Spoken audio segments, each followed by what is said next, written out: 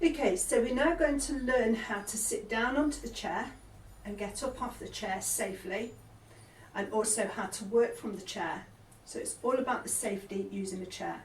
Now when we've got a chair, we need a nice firm chair that's not going to wobble. So we now need to get down onto the chair and get up off the chair safely. So I'm going to turn round, bring my calves to the back of the seat of the chair, and then I'm going to hands onto thighs here, and I'm going to keep it straight back and just sit my hips back towards the back of the chair.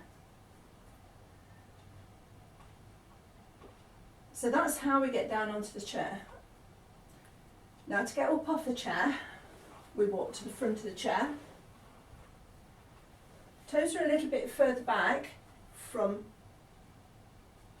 the normal position. Keeping a nice straight back. Push your weight into your heels, don't push into your knees at the front. Hands can be onto your thighs. Pull the abs in and lift back into position. I know this seems trivial, but it is the safest way to get down and up off the chair. If you've got a child with arms, then you can use the arms to help you to get up and down. So I'll go through that getting down on the chair again. We come back, calves are onto the chair. Place your hands here for support, and we just hinge here. Now we're just going to sit back into the chair.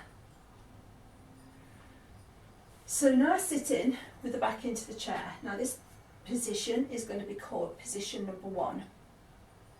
It's done when we're doing the chest press exercise, and it's also done when we're doing the end release, when we're doing a pelvic floor or we're doing a relax. And it can be done any time during the session. If you feel uncomfortable, you want to just go back and have a rest, so you could come back to the back of the chair. So we're going into position 2. So we need to walk to the front of the chair, and we're sitting at the first third of the chair.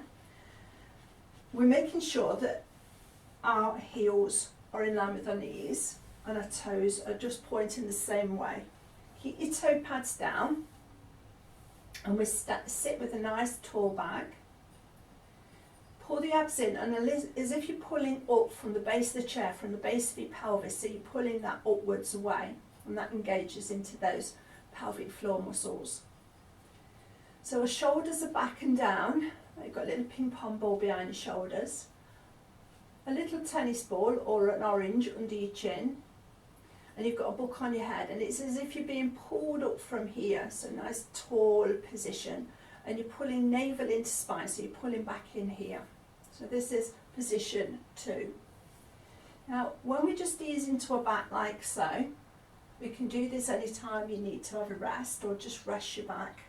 Sitting in that tall position is a little bit hard sometimes, so we can just come back into a nice release into our back, and this is the 3rd position. We also use this position when we're doing the ball squeeze or certain ones. So to do that, we pull abs in a little bit more. Okay, so it's called a little bit of a back release.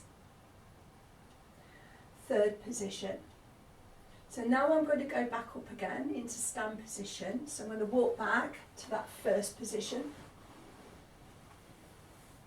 Okay, just rest. To stand, coming forward into 2nd position. Toes a little bit further back, weight into heels, tummy in, back nice and straight. Hands in, pull in, lift, up we come. And we're in a stand position. Okay, so the next bit is going to be doing with a little bit of a warm up. I'm going to turn the chair around.